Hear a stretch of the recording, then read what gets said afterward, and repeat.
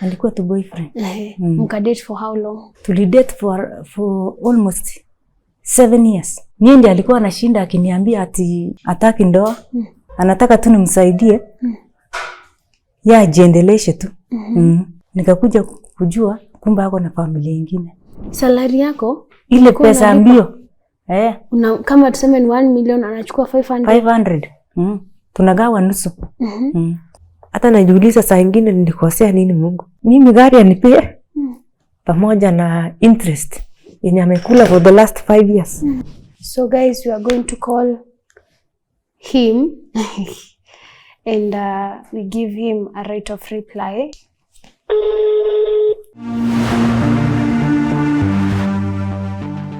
Hello and welcome to today's episode of My Story. Our guest today, Joan, was a successful athlete with millions and properties. But upon meeting the love of her life, who was a married man but didn't tell her she's now languishing in poverty. What happened? My name is Njeri Masi and this is the story of Joan Rotich. Sasa Joan, nzuri sana. Habari yako leo? Salama. Uko aje? Niko sawa. Unafeel salama. So unaweza jintroduce kwa mtu ambaye anakutazama kwa mara ya kwanza hapa tujue tuko na nani leo studio. Okay, mimi naitwa Joan Rotich. Nyumbani ni Baringo. Nimekuja Ngong from 2011 kutafuta kazi. Nilipokosa kazi nikaona afadhali nikimbie ndio niweze kusaidia familia nyumbani. Hii kazi ya kukimbia, ulikuwa unakimbia wapi? Unaweza pengine waambia? Mimi nimekimbia nchi nyingi sana. Lakini kabla sijaenda ngambo, nilianza kutrain from 2011. Kabla 2011 jaisha nilikuwa nimepata sponsor kutoka Germany. Yule sponsor alinichukua baada ya kukimbia Standard Chartered Marathon. Nilikuwa number 7. Nika sign contract nao. Wakanichukua Germany.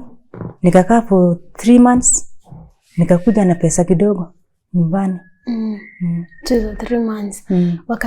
Kwa hivyo wakati tunaonanga watu wameenda kukimbia nje ya nchi, ni sponsors umepata amkonge mkipresent nchi ama hiyo sponsorship inaendanga aje? Hiyo sponsorship inategemea ukikimbia mbio yote Kenya. Kama utaingia top 10 or top 15 ukiwa na time nzuri unaweza pata sponsor. Sasa wenye umeenda Germany ulikuwa unakimbilia nani? Nilikuwa nakimbia under Nike company. Ya huko Germany. Lakini sponsor wangu alikuwa anatoka Germany. Niliingia kwa hiyo sponsorship for around 1 year. Ukiwa kwa hiyo sponsorship. Na watu wanalipangwa vizuri ama? Wanalipa vizuri. Inategemea mbio yenye umekimbia. Ulikuwa unakimbia gani? Nilikuwa nimeanza kwanza na road races 21 km na 10 km. Na ukashinda zote? Nikashinda. So ukasema ukakaa huko Germany kwa muda gani? Nilikaa kama miezi 3. Nikarudi nyumbani Kenya. Then nikakuja kuona huyo sponsor alikuwa anatutafutia mbio ndogo ndogo zile. Mimi nilienda sababu sikukuwa na uwezo ya kujilipia tiketi. Vile nilienda huko nikasanya pesa kidogo. Nikaachana na hiyo sponsorship. Nikakuja nikachukua mzungu kutoka sponsor mwingine anatoka Malaysia. Nikaona akanichukua huko, mara kwanza alinilipia ticket. Nikaenda nikakimbia, nikamrudishia pesa yake. Unaona? Hiyo ilikuwa 2014. Nikaenda mbio moja huko, nikarudi. Nikakuja tena nikaenda zingine from 2014 mpaka 2017. 2017 ndo ukaacha. 2017, unaona kutoka 2014 mpaka 2017. Baada huyo sponsor kunilipia, nikapata pesa mzuri ile naweza jituma mwenyewe. Najilipia ticket, registration, hotel fee, kila kitu huwa nilikuwa naenda. Nilikuwa nanje kukimbia. Hii wakati unajilipia ticket, hotel fee, kila kitu, unaenda kurepresent nani kwa hizo mbio? Hiyo haikuwa ya Kenya. Oh. Kukimbilia Kenya, kuna wenye wanakimbilia Kenya na kama sisi wenye hatujakimbia time nzuri tunakimbia mbio zetu. So nyinyi ni kama freelancers. Yes. Ukakuja na pesa mzuri. Nikakuja na pesa mzuri. Badala kabla tujafika kwa pesa mzuri, hii wakati mwenye umetoka nyumbani ukakuja Ngong kutafuta kazi, ulikuwa na familia Baringo? Wazazi walikuwa nyumbani. Au haukuwa na familia yako wewe mwenyewe? Bado. Baadaye umepata familia? Nilikuja nikakuja nikakutana na huyo rafiki yangu huyo. Leo mmepatana lini na wapi? Tulipatana tu Ngong akiwa anafanya kazi kwa mkimbiaji mwingine. Tukaongea, tukasikizana. Hata yeye hakuwa na chochote lakini mimi ndio nilimuinua. Nilimsaidia. Aliniambia kwanza nikimbia alafu nimsaidie atoke mahali alikuwa. Juu hakuwa na kazi na hakuwa na chochote ya kujitegemea. Alikuwa anatoka hata humble background kama mimi. Ulimpendea nini Joan? Nilimpenda tu sababu ni mtu hakuwa na mambo mingi. Na relationship yenu hiyo wakati mna date kwa sababu mlikuwa aje? Tulikuwa sawa. Ni haki kusema kwamba he was not your husband, alikuwa your boyfriend. Alikuwa tu boyfriend. Mkadate for how long? Tulidate for almost 7 years. Bila kuoana Joan? Almost 7 years.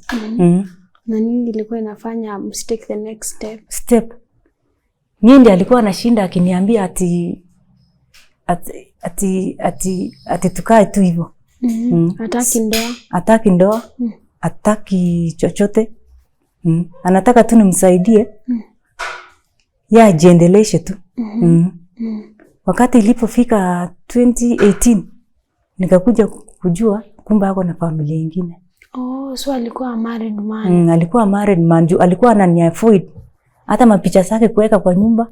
Huwa akikuja kabla hajafika mahali niko, alikuwa ananipigia simu ananiambia asione picha yake yoyote kwa ukuta.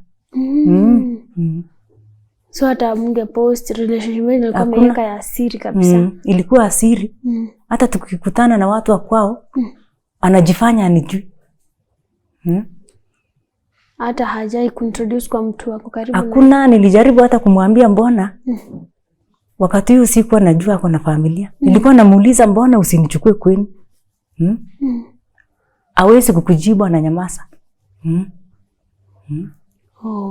Na ulikuja kujua lini ako na familia? Nilikuja kujua 2018 through my friend mwingine neighbor yao nyumbani. Ndio akakwambia? Akaniambia. Na ulimuuliza? Nilimuuliza. Akaniambia nikae mbali na familia yake. Hivyo ndio nilitoka kwa maisha yake. So hivyo ndio mli break up. Venye uligundua yeye ako na familia nyingine, amekuwa akikuficha kumuuliza, akakwambia ukae mbali na hiyo familia. Nisiwahi muuliza mambo kuhusu hiyo. Wow. Na kuna hii story sasa yenye kabla tujaingia huko unaweza tuambia hii wakati unamuinua bado unaenda nje ya nchi kukimbia kuwin trophies, kutafuta pesa?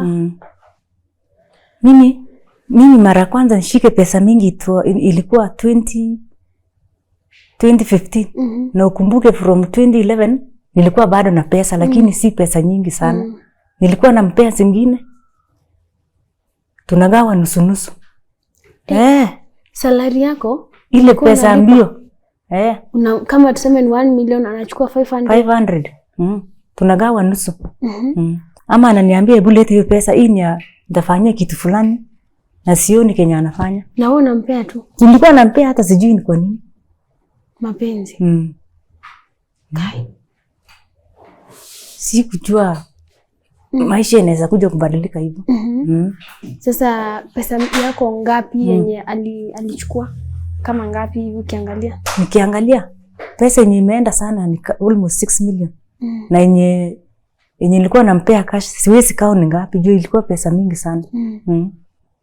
Alikuwa anajua saa yenye naenda ng'ambo na kurudi kwangu tena. Alikuwa ananiongojea JKI.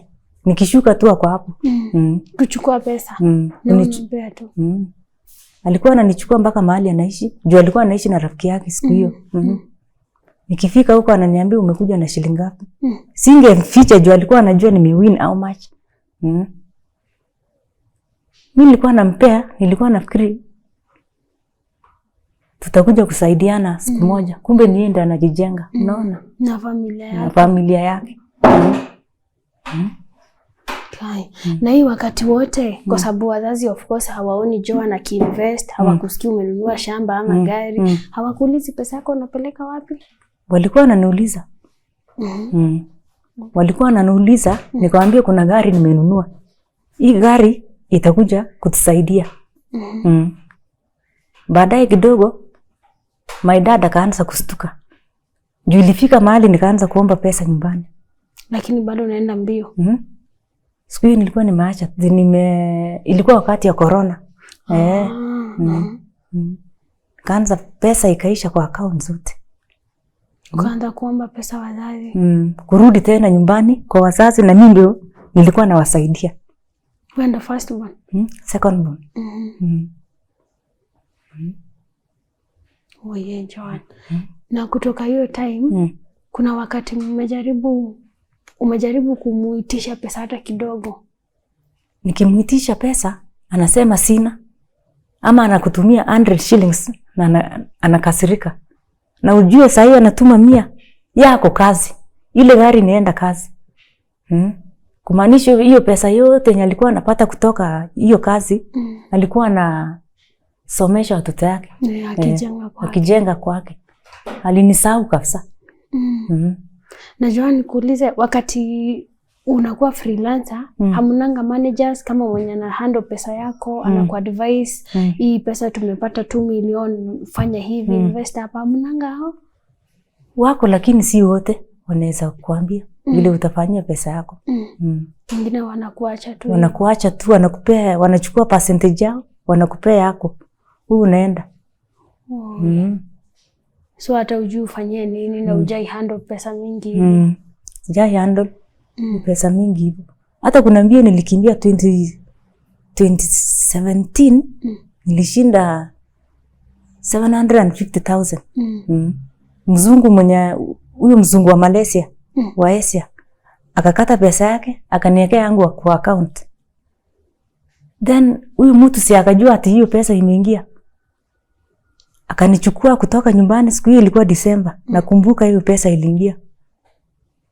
Akanichukua kutoka nyumbani, akanipigia simu. Kwanza kabla hiyo pesa haijaingia nilimwambia hii pesa nataka kujenga nyumbani. Akanidanganya ati hapana, kuna rafiki yake mimi nafaa kumjazia pesa ya gari ndio tushie hiyo gari. Pesa hiyo gari ikitoka kazi. Hiyo gari ilikuwa inaenda tours bado. Hiyo gari niliniwa 2018. From 2018 sijaipata pesa mpaka saa hii. Alienda nayo na huyo rafiki yake. Nikijaribu kumuuliza mbona mwenye nilimjazia gari anipii pesa. Anakataa, anasema hata huyo mwenye nilimjazia gari hana hiyo pesa. Ana. Lakini yeye hata hajapata kitu, unaona? Sasa siwezi elewa kama ni ukweli ama ni uongo. Wow. Kwa hivyo Joan, saa hii ni mtu anatazama, unaweza sema kwa hiyo effort yako yote hiyo miaka yote haukuweza hata kujijenga, hata kujenga nyumbani. Si kujenga nyumbani. Juu pesa zilikuwa zinachukuliwa. Wakinunua magari, hizo magari hata sioni amejiandikia. Ameandika jina yake. Hata ile gari ya kwanza tulinunua, nasikia ameuza, akanunua ingine, akauza, akanunua ingine. Na hii ingine ako naye sasa inaenda kazi. Kuna mmejaribu kupatana na yeye ama kusolve kitu legally? Uone kama atarudisha hata kama ni pesa kidogo. Unaona, mara ya kwanza kabla mimi sijateka action. Nilimuuliza, kuna mahali nilikuja nikakasirika. Juu nilikuwa nimefinyika maisha kabisa. Sina pesa ya kulipa nyumba. Sina pesa hata kusaidia wazazi. Wadogo wangu wenye wako nyuma nilikuwa nawasomesha. Sina pesa tena ya kuwasomesha hawa. Wazazi wangu hawana kazi, unaona. Nikakuja nikamuuliza, nataka pesa, ndugu yangu anaingia secondary. Akaniambia sina. Na siku hiyo nilikuwa nimejua kuna watoto wake wanasoma vizuri mpaka university. Hakuna mtu kwetu ameenda university. Ndio kuna pesa. Wow.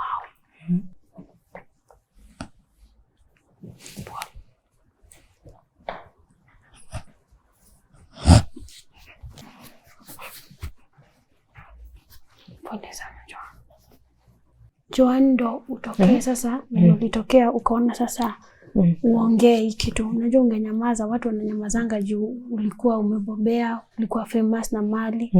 Nini ilikusukuma mpaka ukasema utokee kwa watu sasa uongee? Kenye ilinisukuma ni ile nilisikia uchungu sana. My dad alimpigia simu siku moja, akamuuliza ni aje na biti ya mtoto yangu. Akamdanganya, akamwambia ati hiyo pesa ya mtoto yako nitairudisha yote, wewe ngojea tu, mimi siwezi. Akamwambia siwezi pea mtoto yako hiyo pesa, ni pesa mingi sana. Hiyo pesa ilikuwa arudisha hiyo gari yenye nilinunua pamoja na hiyo nyingine yenye nilijaza. Hata kama nilichangia kujenga nyumba kwao, hiyo tu nitamwashia Mungu. Lakini gari akupe? Mimi gari anipe pamoja na interest yenye amekula for the last 5 years. Kuna mahali mmejaribu kupatana na yeye hata kama ni legally? Anakataa. Anasemaje? Hata kuna siku anapigiwa simu na marafiki yangu anasema ati si yeye. Anajifanya. Alisema si yeye, wrong number. Joan, hiyo kitu ya kukuwa na huyu married man mwenye amekula pesa yako yote imebadilisha je maisha yako? Hiyo imenipeleka vibaya sana. Hadi hata naogopa kuapproachiwa na mtu. Kuna uoga sana.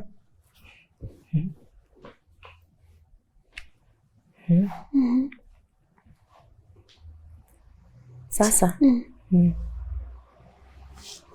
sasa kama sai sina kazi, sina kitu ya yani sina kitu yoyote yenye naweza fanya niweza hata kulipa nyumba, kupata chakula. Nilinyamazia mpaka nikakutana na kina rafiki yangu mwenye anaitwa Sofia from Sweden na Sam. Hiyo kitu nilikuwa nimenyamazia for almost 5 years. Nikaamua tu kusema sababu niliona huyu mtu ni kama anashinda akidanganya wazazi wangu. Ndio ilinikasirisha, nikaongea. Niliona inawezekanaje adanganya wazazi wangu. Na ni yeye ndiye ako na vitu zangu. Nikaamua tu kuongea, nikaongelesha Sam. Niliona Sam ni mtu mwenye naweza mkimbilia.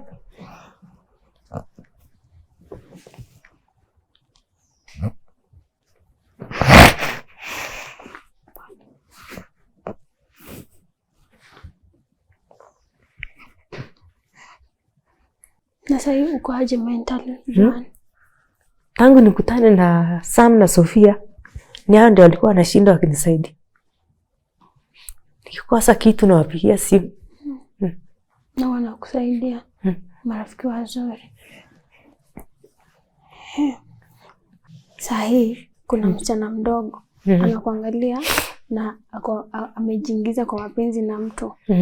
Unaweza muadvise nini sahi?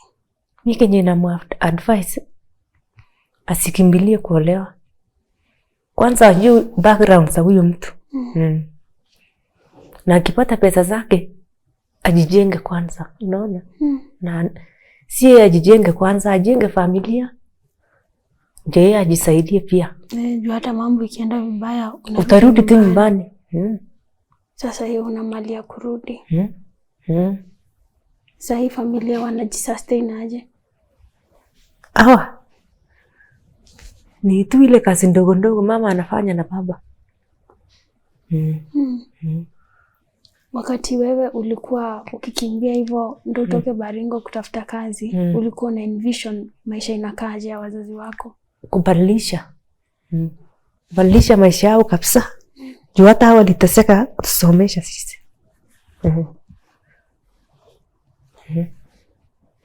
Lakini sasa haikuenda hivyo. Haikuenda hivyo.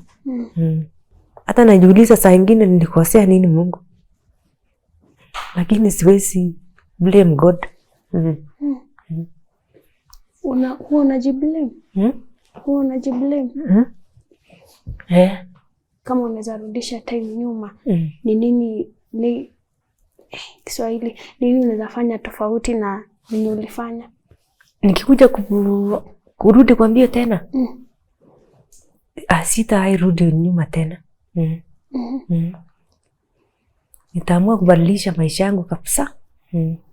Juu saizi unajua miaka inaenda. Na mtu huwezi kimbia kwa muda sana. Itakuja ifike mahali mwili inachoka.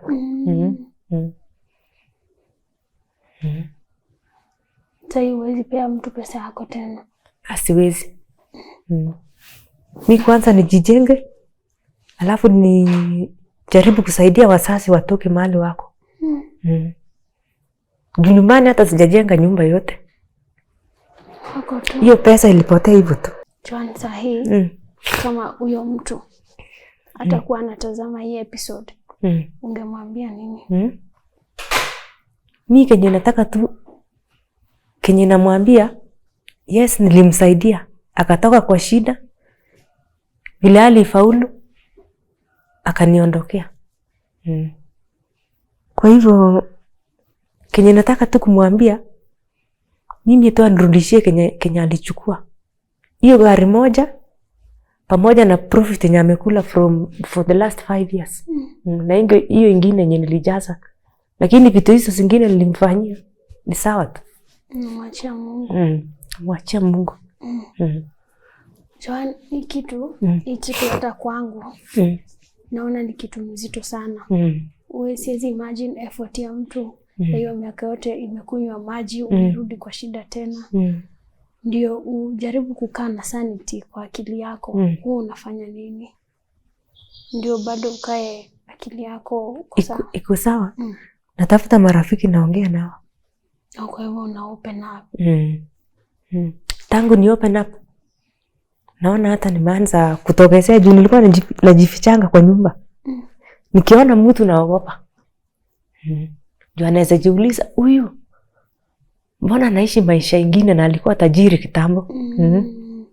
Juu sasa hata siwezi lipa nyumba 2,000. Na nilikuwa naishi nyumba hata 10,000. Kutoka kwa millions mpaka sasa huwezi afford nyumba hata 2,000. Siwezi. Kwanza ilianza na mahali nilikuwa naishi mbeleni. Niliibiwa kila kitu. Kabla ndio huyu mtu akaondoka, kabla huyu mtu hajaondoka niliibiwa. Tena huyu mtu akanichukulia kila kitu. Hizo mamedali zote za mbio yenye nilikuwa nimeshinda, sijui nani alifunja mlango. Akazibeba. Kasibeba zote. Aliniachia tu kitanda peke yake kwa nyumba.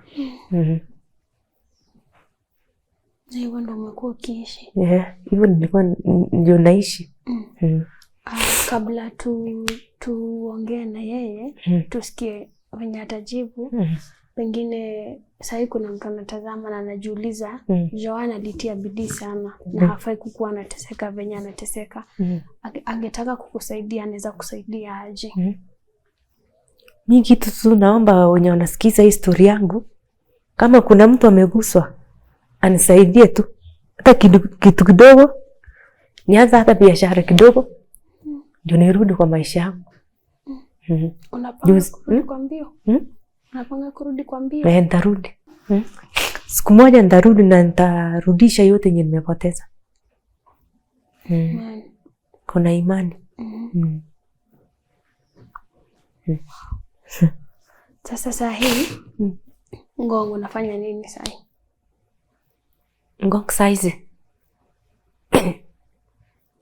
ni kazi yenye nafanya hakuna. Naona nikirudi nyumbani nitakuwa mzigo tena kwa wazazi. Najaribu kutafuta tu kitu yenye naweza fanya niweze kuinua hawa pia. Njoo walikuwa wananitegemea. Mtu tu akachukua bahati yangu yote.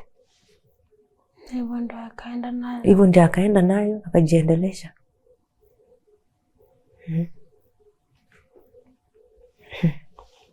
Unajuta sahi? Ninajuta sana. Ni kwa nini nilifanya hivyo? Kuamini mtu mwenye hata ujui atakuja kufanyia nini baadaye. Konge tu kweli. Hii historia yako ni mzito Joan. Si rahisi. Si rahisi. Kutoka kwa pesa mingi hivyo alafu unarudi kuomba marafiki. Wengine wanakunyima, wanakukataza juu wanaona ulikuwa unakimbia. Ni kama unawadanganya. Na nikuulize, kuna hiyo wakati unakimbia, kuna wale wenzako mlikuwa mnakimbia nao kama saa hii mali tunafanya kazi, kuna colleagues. Kama hao haukujaribu kuongea nao uone venye mnaweza saidiana? Ni wachache ndio wanaweza saidia. Lakini wengi wamenitoroka. Juu sina. Siku ile nilikuwa nazo walikuwa wananipigia hata simu. Sasa nimepoteza marafiki. Juu sina chochote. Na umeripoti kitu kwa authorities? Nimeripoti. Wakasemaje? Wakasema watafuatilia. Yenye huyo mtu atarudisha ni sawa. Lakini watatumia nguvu wapate kunirudishia yenye nimepoteza. Tunaomba utarudishiwa. Alafu tutakaa tukifuatilia tuone venye itakuwa. Sasa pengine unaweza ambia mtu mwenye anataka kukusaidia anaweza kupata aje ama anaweza kupata wapi? Mtu yote mwenye ameguswa na hii maneno nimeongea anaweza nipata kwa simu yangu. Hata sio simu, kuna account number nimerusha pale kwa mtandao. Unaijua ama utatupia tuweke kwa screen? Ninaijua. Unaweza tuambia pia. Baby namba yangu ni 247247. Account number ni 07301987096361. Joan, sahi ndoto zako ni gani sahi? Ndoto zangu ni kurudi vile nilikuwa kitambo. Ulikuwa aje? Kitambo nilikuwa mtu mwenye bidii. Sikuwa nakosa chochote. Unaona? Mbio zangu zote nimekimbia, sijaipita namba 2. Nilikuwa nakuja na pesa, fanyia shopping nyumbani. Naweza lipa hata school fees ya mandugu zangu wenye alikuwa wadogo wangu wenye alikuwa secondary. Lakini sasa siwezi afford. Sasa wanasoma? Mdogo wangu ameshamaliza form 4. Lakini hawezi enda university. Hawezi enda university juu hatuna pesa. Tutahope hizo ndoto zako zitatimia. Zitatimia kweli. Na maisha yako itarudi sawa. Itarudi sawa. Vile ilikuwa. Pia vile ulikuwa umeota kusaidia wazazi. Nitakuja kuwasaidia siku moja tena. Na wazazi wako wakitazama Joan sasa hivi nitawaambia nini? Wazazi wangu nyumbani nawarudishia shukrani kwa kusimama na mimi vile maisha yangu iliporudi chini. Hawakukutenga kama marafiki. Hawakunitenga kama marafiki. Hata kama hakuwa nayo walikuwa wanajaribu vile wataweza. Nilikuwa nawapigia simu. Kama hata wako na ile kidogo wako naye tunagawa nao. Lakini ilikuwa uchungu kwangu kurudia tena wazazi wenye walikuwa wanawasaidia kuomba tena pesa, vitu kama hizo sasa na chakula. Pole sana Joan. Kila kitu itakuwa salama. Na tunaomba pia akitazama aguswe tu. afanye venye tu inafaa, ndio? Si vizuri kula jasho ya mtu yote. Ndio kweli. Kwetu na utu kidogo, sio? Si vizuri mtu anateseka na aliputa effort hiyo miaka yote. Ulikimbia kwa miaka ngapi cumulatively? 10 years. Imagine. Bidii ya miaka 10. Miaka 10 na ikakuwa bure. Itakuwa sawa. Itakuwa sawa. Sawa. So guys, we are going to call him and we give him a right of reply. We get to hear his side of story and whatever he has to say on what Joan has told us today. Hopefully he will pick the call.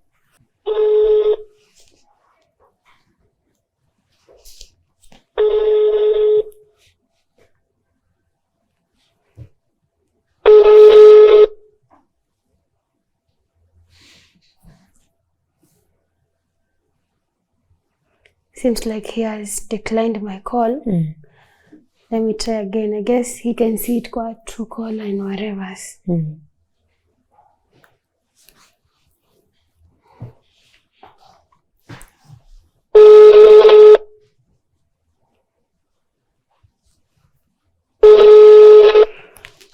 Sorry, the mobile subscriber cannot be reached.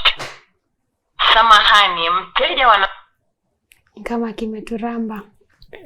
But we will try him again. So if at all he gets to receive my call later, we will include it on this episode. But akishindikana, we tried our best, right? Okay. Asante sana Joan, hata for that confidence kuketi hapa na ukatutas na story yako.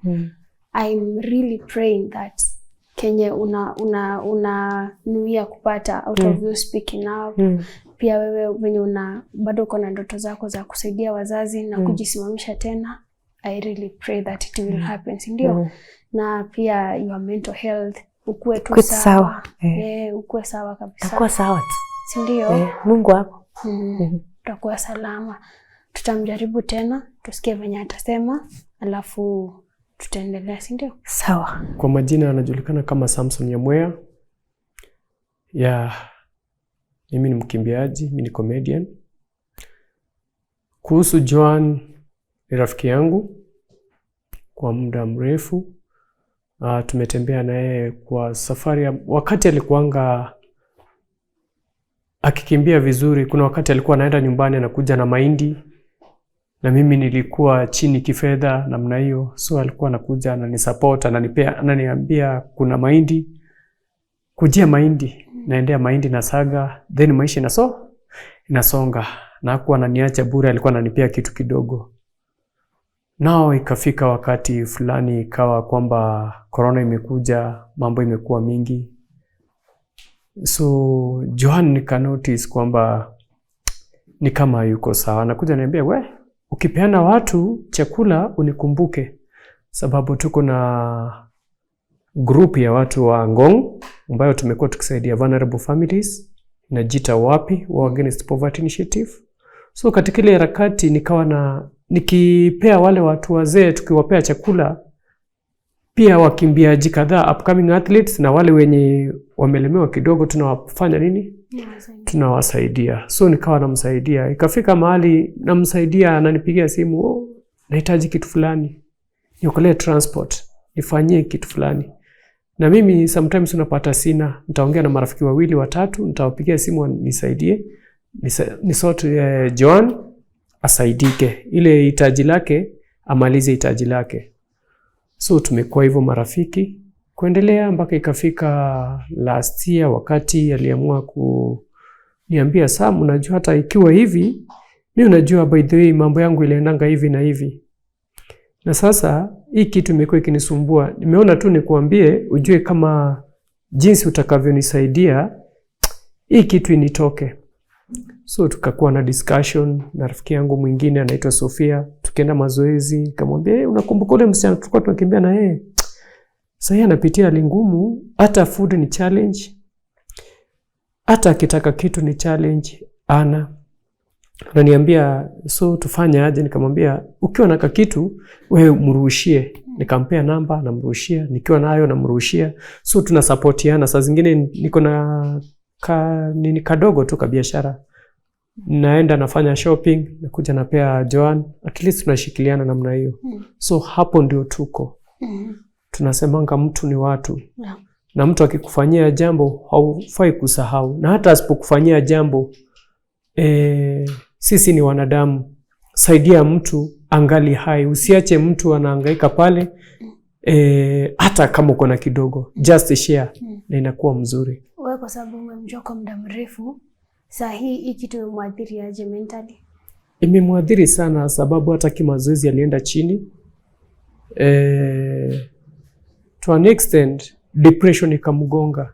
Hata ungemwangalia alikuwa ni kama ako disturbed mentally, ako kwa sawa vile. But tunashukuru Mungu, so far anarudi na ako sawa, amejikubali, ili happen na ana regain. Na karibuni, maybe in a few months or 1 year, utaona Joan akishine pale na mtakumbuka kwamba huyu ni yule alikuwa hivi na hivi na sasa anainuka. Amen. Yeah. Sasa hii unaweza ambiaje si wako kwa hiyo sekta ya kukimbia? Yeah. Watu wakati wenye wako in their prime, unaweza advise aje? Ile kitu ningependa kuambia wakimbiaji wenzangu kokote waliko nchini na East Africa at large ni kwamba hii talent tulipewa na Mungu. Ndio tunaitumia vizuri. Itumie vizuri, na ukipata pesa jaribu kuinvest. Jaribu ufanye kitu ambayo itakusaidia, maana hautakimbia miaka yako yote. Fungua hata kama ni biashara, nunua hata kama ni shamba, jenga hata kama ni ploti. At least isikue umekuwa kwa mbio miaka mingi alafu hauna kitu ya kuonyesha watu kwamba ulikimbia, ulishinda mbio fulani, ulifanya 1 2 3 na hauna kitu ya kuambia watu kwamba hii ndio kitu nilitoa pale kwa mbio. Yeah. Watu wajijenge wangali na hiyo talanta na hizo nguvu. And to you, our viewer, thank you for sticking with us up to this point of today's episode. As usual, I'm waiting to see your comments in the comment section below. And Joan's pay bill and account number will be on the pinned comment. Please help as little as you can. She's depending on you. Until next time, my name is Jeremasi. Just keep it tuko.